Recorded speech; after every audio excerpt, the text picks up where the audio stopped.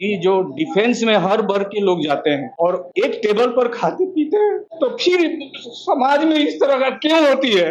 क्यों इस तरह का राजनीति किया जा रहा है, जिससे कि हर इंडिविजुअल को तकलीफ होती है कि हम क्या कर रहे हैं?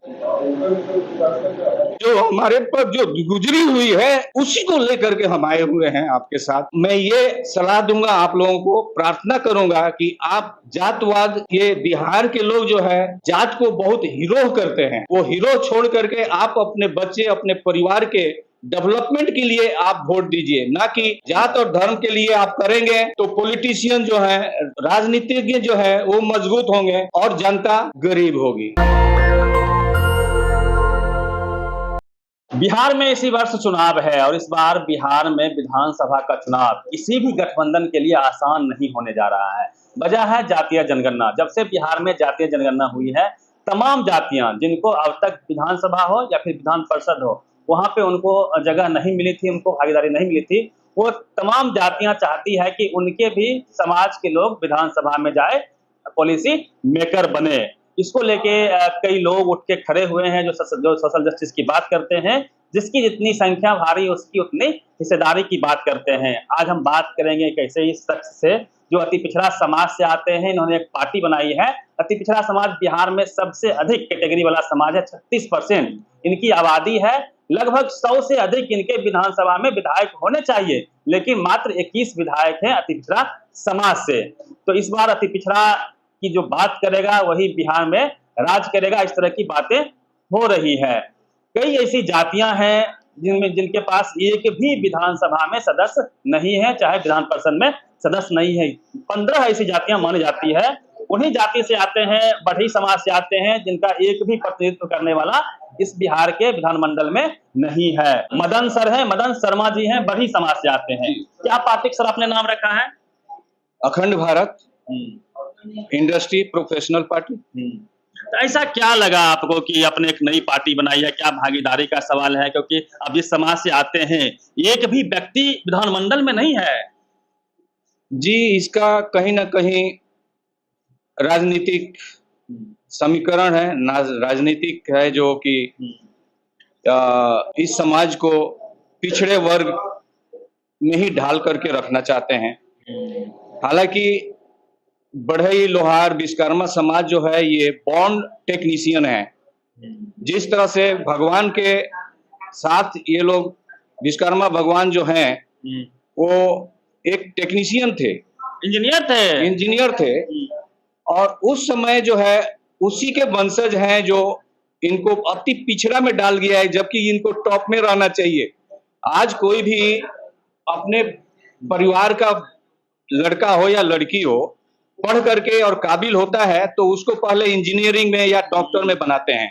आप लोग बाय बॉर्न इंजीनियर हैं। बल्कि ये जो समाज है विश्वकर्मा समाज, ये तो बाय बॉर्न टेक्नीशियन है, इंजीनियर है। फिर ये अति पिछड़ा में कैसे आ गए? सुनिए सर, सवाल यहाँ पे है कि अति पिछड़ा कैटेगरी बनाई गई है शैक्षणिक और सामाजिक पिछड़ेपन के आधार पे। तो सवाल यहाँ पे है कि क्या यह इस समाज को अब तक उतनी भागीदारी नहीं मिल पाई है जितना मिलना चाहिए था, उतना सम्मान नहीं मिल पाया है, इसलिए आप आए हैं मैदान में? सम्मान तो नहीं मिल पाया है। जिस तरह से आप किसी इंजीनियर को असामाजिक या असामान्य माना गया है, अगर विश्वकर्मा समाज अगर टेक्नीशियन है, बॉन्ड टेक्नीशियन है, इंजीनियर है, तो ये तो टॉप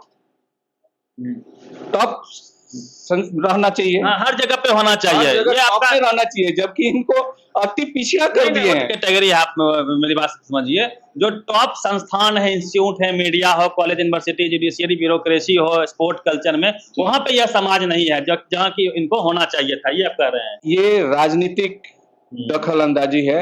राजनीतिक जो है अपने तरीके से ये लोग हैक करके रखे हुए हैं समाज को, और ये नहीं होनी चाहिए, गलत है। तो आपने जो पार्टी बनाई है, क्या रूपरेखा है, क्या आइडियोलॉजी है, किस तरह से आप अपने समाज को हक अधिकार दिलाएंगे? जी, जिस तरह से वो पिछड़े हुए हैं उनको समाज को हम दिलाएंगे अपने तरीके से। वो अपना आइडियोलॉजी जो है, हमारा ब्लूप्रिंट है, उसके जरिए हम इनको ले चलेंगे। थोड़ा अपने बारे में बताइए सर, कहाँ से आते हैं, क्या पढ़ाई आपने किया है और क्या आपके बिजनेस रहे हैं? जी, मैं एक्स डिफेंस हूँ, नेवी में था, में भी रिटायर करके हम शिपिंग में टेक्निकल सुपरिटेंडेंट रहे हुए हैं। बाहर में हम बहुत सारे कंपनियों के साथ में बाहरे बाहरे हम काम किए हुए हैं, और वो जो टेक्निकल जो माइंड है हमारा, जो सेट है, वो हम चाहते हैं कि वो चीज हम अपने राज्य को, अपने युवा के बीच हम अपना ये छाप छोड़े। इंडस्ट्री लाना चाहते हैं आप बिहार जी, में? हम इंडस्ट्री लाना चाहते हैं, इसलिए इंडस्ट्री बना हुआ है। प्रोफेशनल, यानी कि ये प्रोफेशनल टैलेंटेड स्टेट है। हमारे युवा हर टैलेंटेड में, प्रोफेशनल में टैलेंट है, और इसी के कारण जो है दूसरे राज्यों में जा करके काम करते हैं। अगर वो टैलेंटेड नहीं होते तो क्यों कोई दूसरे राज्य वाले हमको बुलाते और जॉब देते, जबकि ये विकसित है, टैलेंटेड में पूरा अव्वल है, इसीलिए वो दूसरे राज्य में जाते हैं। वो बिहार में इस तरह का प्लेटफॉर्म नहीं है, ना तो उस तरह का गाइडलाइन है, इसीलिए जो है वो पलायन करते हैं और चले जाते हैं। अब जो है पलायन रोकेंगे आप? पलायन रोकेंगे, बिहार को एक इंडस्ट्री हब बनाएंगे, और जितने आयात किया जा रहा है इंडस्ट्री प्रोडक्ट और मशीन, वो सब बिहार में बनेगा, और बिहार को हम इंडस्ट्री हब के रूप में जाना जाएगा। आज प्रशांत किशोर ने भी पार्टी बनाई है, अभी शिवदीप लांडे बना रहे हैं, कई इस तरह की पार्टियां बन रही जो कहती है कि हम पलायन को रोक देंगे, बिहार में सुराज लाएंगे। तो उनसे आपका क्या डिफरेंस है? मुझे नहीं मालूम है इस विषय में उनका क्या आइडियोलॉजी है और वो क्या प्लान किए हुए हैं। हमारा बिल्कुल किस तरह से प्लान किए हुए हैं, क्या ब्लूप्रिंट है, हम तैयार कर चुके हैं, और स्टेप बाय स्टेप हम उस चीज को लाएंगे। प्रशांत किशोर की बात में दम नहीं लगता आपको? मुझे नहीं मालूम है, हम उस चीज को मैं नहीं घेरना चाहता।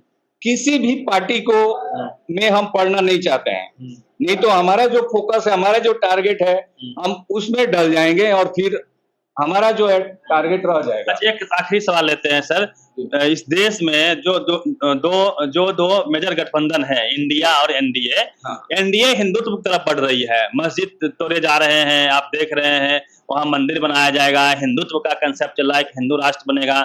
वहीं जो इंडिया गठबंधन है वो सोशल जस्टिस क्लेम करती है कि वो सोशल जस्टिस की बात करती है। तो आप किसके तरफ जाएंगे? अब मैं न्यूट्रल हूँ, मैं अपना आइडियोलॉजी लेकर के चलूंगा बिल्कुल। और विकसित बिहार, विकसित इंडिया, सबको रोजगार, सबको संस्कार, सबको एजुकेशन, इक्वलाइजेशन। एजुकेशन की आप बात कर रहे हैं, आपने पीसी में भी कहा है बिहार में एजुकेशन को लेकर बहुत चर्चाएं हैं, कई बार हाई कोर्ट ने भी कहा है कि सबसे खराब एजुकेशन बिहार के सरकारी स्कूल में है, और गरीबों की जिंदगी स्कूल के रास्ते ही बेहतर हो सकती है। वक्त आ गया है कि इंग्लिश मीडियम स्कूल हो, जहां अमीरों के बच्चे पढ़ते हैं, शानदार क्लासरूम हो, कैमरे लगे हो, तब जाके बिहार की शिक्षा व्यवस्था बेहतर होगी। इस पे आपका क्या ख्याल है? मुझे लगता है ये सही बात है, और हमारा जो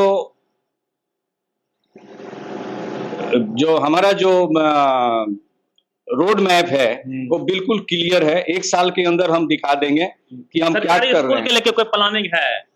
यदि मौका मिलता है तो ये सुधार कर देंगे? वो तो है ही, वो तो 100% है। तो इस बार चुनाव में कूदेंगे? कूदना नहीं है, हम लड़ने जा रहे हैं। हाँ। सारे सीट पे या किसी गठबंधन के साथ जाएंगे? हमारे कार्यकर्ता काम कर रहे हैं, और जितना सीट पर वो रिजल्ट लेकर के आएंगे उतना पर हम लड़ेंगे। कितनी आबादी है आपके समाज की बात किया जाए, क्योंकि एक भी नेता नहीं है आपके विधानसभा में शर्मा समाज के, खास करके? शर्मा समाज छोड़िए, मेरा तो पूरा भारत हमारा ही समाज है। लेकिन ये होता है ना, अभी भी हम 20 करोड़ से ज्यादा से लोग से जुड़े हुए हैं। हमारे जो पैट्रियटिक हैं, देशभक्त हैं, अगर आप चैनल से आपके चैनल के माध्यम से लोग सुन रहे होंगे, 20 करोड़ से ज्यादा हमारे साथ जुड़ चुके हैं। हाँ, 20 करोड़ नहीं, जन जुड़ी हुई है। इतने लोग के बीच में आप पॉपुलर हैं, लोग जान रहे हैं आपको। चलिए, तो बिहार में विधानसभा का चुनाव है, और तमाम जो जातियां हैं जिनको अब तक अधिकार नहीं मिला है, उनके लोग विधानसभा नहीं पहुंचे हैं, वो तमाम जातियां चाह रही है कि उनके नेता उनकी आवाज विधानसभा में उठाए। उसको लेके प्रयास किए जा रहे हैं, कई पार्टियां बन रही है, सोशल जस्टिस की भी बात हो रही है। इसी कड़ी में शर्मा जी मैदान में इस बार होंगे, क्या भविष्य होगा? आप लोग कमेंट कीजिए पूरी बातचीत पे। आप जी सर। आप लोगों के माध्यम से बिहार के जनता को सामने आया हूं मैं। आपका आशीर्वाद चाहिए। अगर आप विकसित बिहार देखना चाहते हैं तो एक बार चांस दे करके देखिए कि हम क्या कर रहे हैं। कोरोना काल में जो हमारे पर जो गुजरी हुई है उसी को लेकर के हम आए हुए हैं आपके साथ। जो उस समय से हम बिहार का भ्रमण कर रहे हैं और ढूंढ रहे हैं। ये हमारे दिल से जो चोट लगी हुई है बिहार विकसित के लिए, वो हम आपके सामने, आपका आशीर्वाद चाहिए। जो अगर आप चाहते हैं कि आप बिहार का विकसित हो और डेवलपमेंट हो, मैं ये सलाह दूंगा आप लोगों को, प्रार्थना करूंगा कि आप जातवाद, ये बिहार के लोग जो है जात को बहुत हीरो करते हैं, वो हीरो छोड़ करके आप अपने बच्चे, अपने परिवार के डेवलपमेंट के लिए आप वोट दीजिए, ना कि जात और धर्म के लिए। जात और धर्म के लिए आप करेंगे तो पॉलिटिशियन जो है, राजनीतिज्ञ जो है वो मजबूत होंगे और जनता गरीब होगी। तो आपको विकसित करना है तो अपने परिवार के बारे में सोचिए और जात का हीरो छोड़ दीजिए। 5 साल के लिए आप सिर्फ क्षण 500 रुपया के लिए और मुर्गा भात खाने के लिए अपने आप को 5 साल के लिए बेचिए मत। चलिए, डिफेंस से हैं और चाहते हैं कि बिहार में बदलाव हो। काफी भावुक भी हुए हैं। वजह है कोरोना काल में इन्होंने बहुत काम किया था, उसको वो याद कर रहे थे और बिहार, पूरे देश ने बिहार की गरीबी को उस वक्त में देखा था। ये चाहते हैं कि पलायन रुके इस देश में। बिहारी लोग पलायन करते हैं और ये तकलीफ की बात है क्योंकि यहाँ इंडस्ट्री नहीं है। इन्होंने अपनी पार्टी के नाम में भी इंडस्ट्री रखा है कि इंडस्ट्री और स्कूल को लेके हम आगे बढ़ेंगे। कि जो डिफेंस में हर वर्ग के लोग जाते हैं और एक टेबल पर खाते पीते हैं, तो फिर समाज में इस तरह का क्यों होती है? क्यों इस तरह का राजनीति किया जा रहा है जिससे कि हर इंडिविजुअल को तकलीफ होती है? जात पात अभी भी गांव में होता है? मुझे नहीं लगता है। मैं जहां जाता हूं मैं वहां जात पात नहीं देखता हूं। मैं, आप तो बड़े हो गए, लेकिन सुनाई देती है, जो सुनाई देती है राजनीतिज्ञ से, उससे हमको महसूस पड़ रहा है कि ये कहीं ना कहीं राजनीतिक ये डिवीजन है जो समाज को तोड़ना चाहते हैं। अगर ऐसा है तो फिर डिफेंस में लोग कैसे ये करेंगे? गैर बराबरी के खिलाफ और समानता के पक्षधर हैं। इन्होंने डिफेंस में काम किया है, समानता वहां दिखी, लेकिन अभी भी गांव में ग्रास रूट लेवल पे समानता नहीं आ पाई। अभी भी भेदभाव है इस देश में। नहीं तो आप एनसीआर का आंकड़ा उठा के देख लीजिए, आज भी जात के नाम पे लोगों को मंदिर में नहीं जाने दिया जाता है, लोटा छूने पर मार दिया जाता है। ये सब तकलीफ तो है सर जी में। मैं एक और बात कहता हूं कि समाज जात पात और धर्म को लेंगे तो भूख नहीं मिटेगी। मंदिर मस्जिद से पेट नहीं भरेगा। मंदिर मस्जिद से पेट नहीं भरेगा।